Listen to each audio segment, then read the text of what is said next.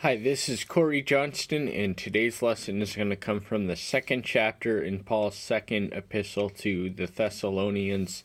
And from the combined epistles, we gather that the Thessalonians, their main struggle and issue was a plague of laziness, and they were prone to confusion and deception. And this was because certain people among them had spread the rumor that the second coming had already came. One of them even forged a letter in Paul's handwriting to spread that deception. So much of the doctrinal corrections he issues is in response to that reality.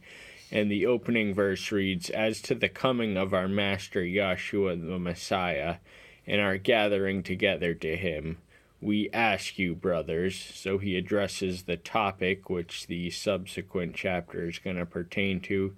The coming would be the second coming. Now the Messiah has already came. He came as a lamb. He will return as a lion to conquer. He came as a lamb to die for the sins of the world. He will return as a lion to punish evil and wickedness and conquer the earth and establish the millennial kingdom.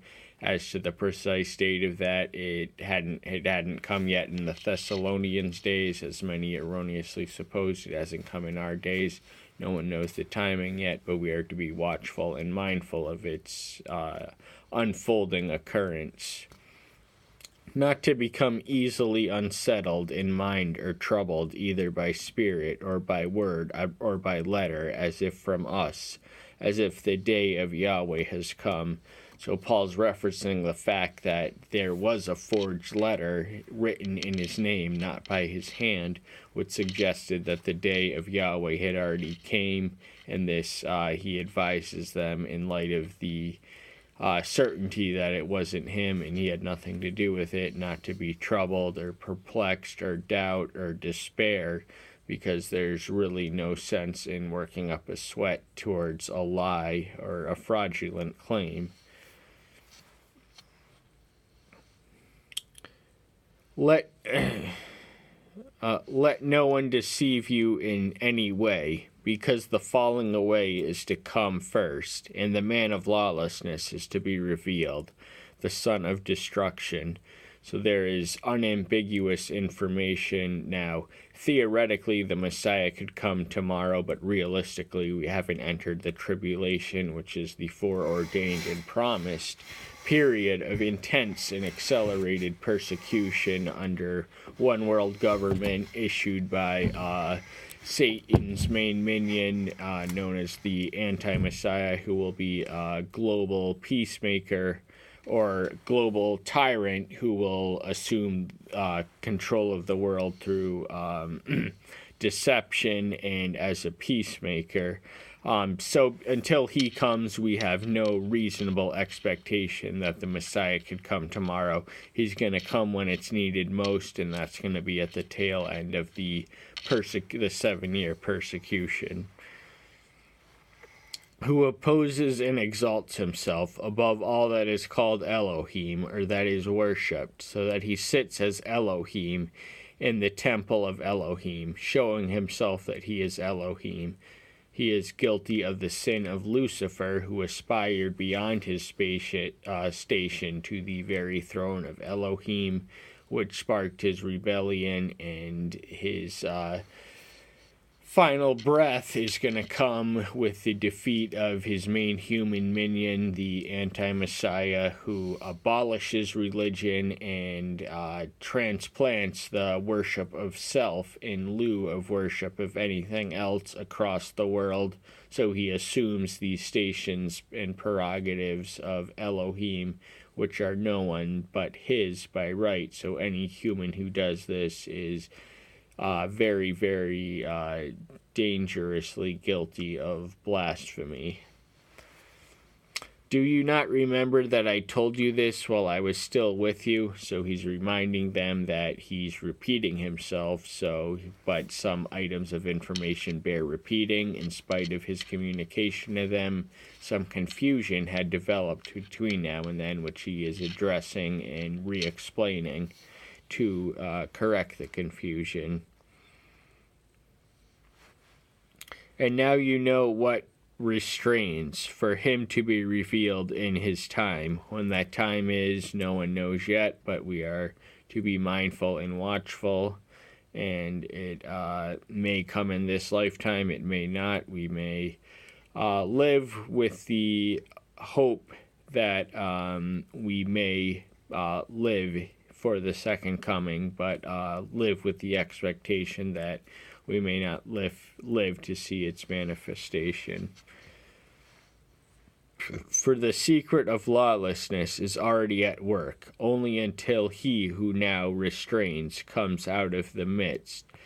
Now, the secret of lawlessness is the operation of the global dictator known as the anti-Messiah. He is the antithesis of law, so he rules by lawlessness, subversion, conspiracy, and infiltration and deception are his mechanisms, which he utilizes to rise to preeminence and power.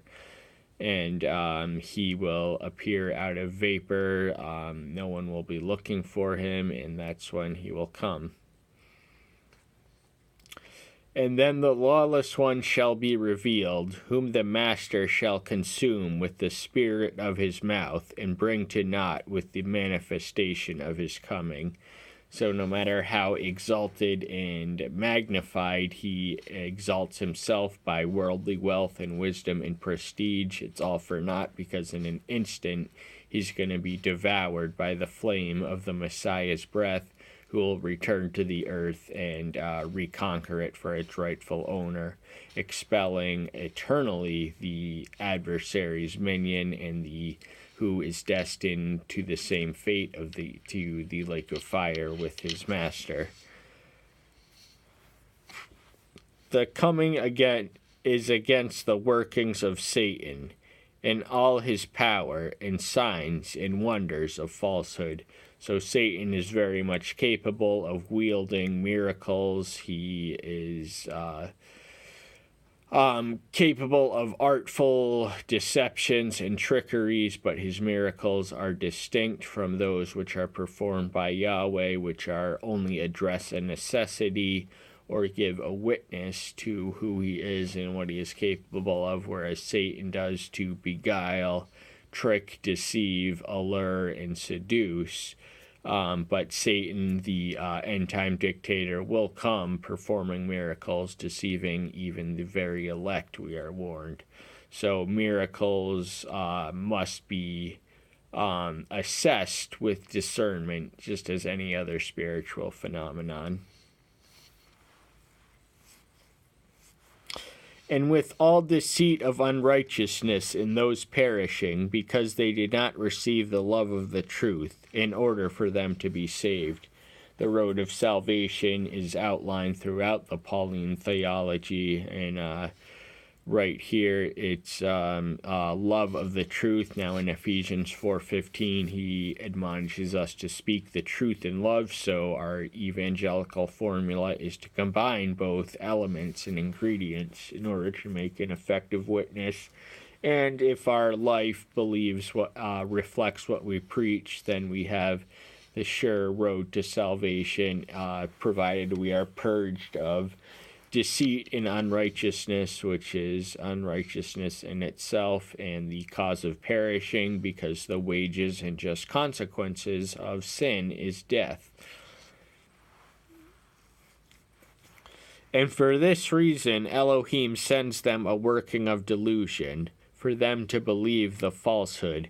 So we understand start from finish that the working of the delusion is stimulated and overseen and controlled and unleashed by Elohim, who is not the author of confusion, yet creates it for the purpose of revealing truth and separating the wheat from the chaff. So those who lack the discernment to understand the truth and its manifestation are the chaff, and they will not respond righteously when the second coming and the end times unfold. in order that all should be judged who did not believe the truth, but have delighted in unrighteousness. So belief of the truth is more than an intellectual assent, but it is a moral decision and commitment to maintain the integrity of that belief by reflecting it in our actions, living it out, and giving it more than mere lip servicing, but living it and embodying it and teaching it and proclaiming it, and in every way representing it and reflecting it.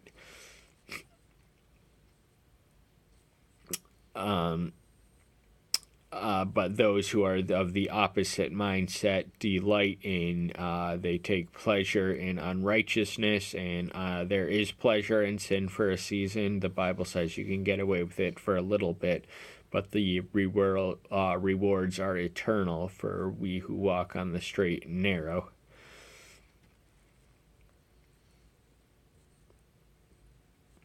But we ought to give thanks to Elohim always for you, brethren, beloved by the Master, because Elohim from the beginning chose you to be saved, the saints of the Spirit, in belief in the truth. So their election and salvation was foreordained. This ties into the doctrine of predestination, according to which those who end up choosing salvation through their conscience exercise of agency, the decision is already made for them in eternity. So they are, it is an interesting overlap of divine sovereignty and moral agency. But everything that he teaches in this passage is true, and it is a cause for gratitude.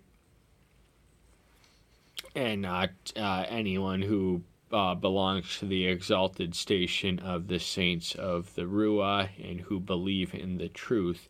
Now, belief in itself is morally neutral, but belief in the truth is very virtuous.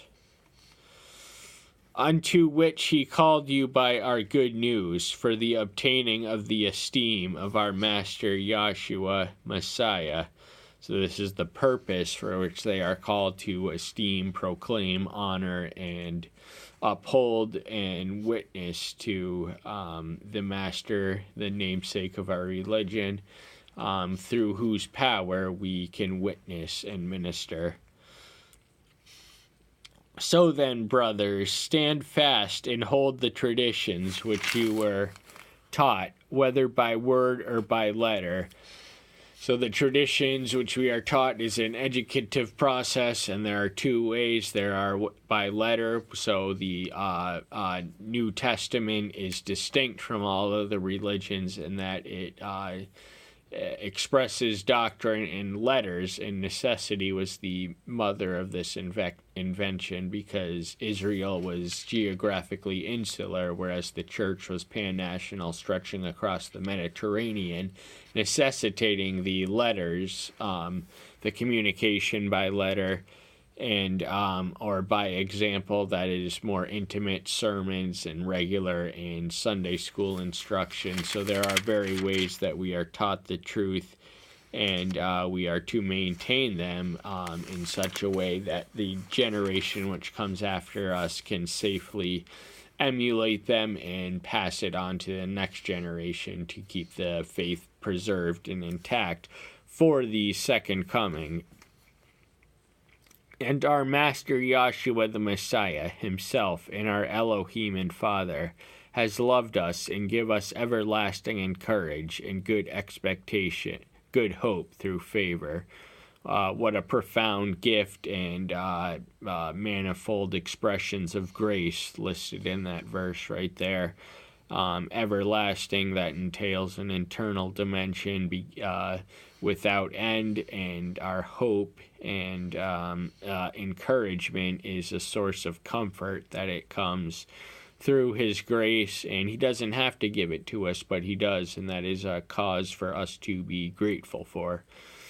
Encourage your hearts and establish you in every good word and work. So being bestowed by by such manifold graces entails certain obligations. Having so been blessed, we have to reciprocate with good words and good works. We owe him nothing less, and it is rightly due, and it is not extra credit, but minimum obligations of what we owe to him, who gives us everything that we can rightly claim. And that's all the time we have for today. Thank you so much. Tune in next time. Bye-bye.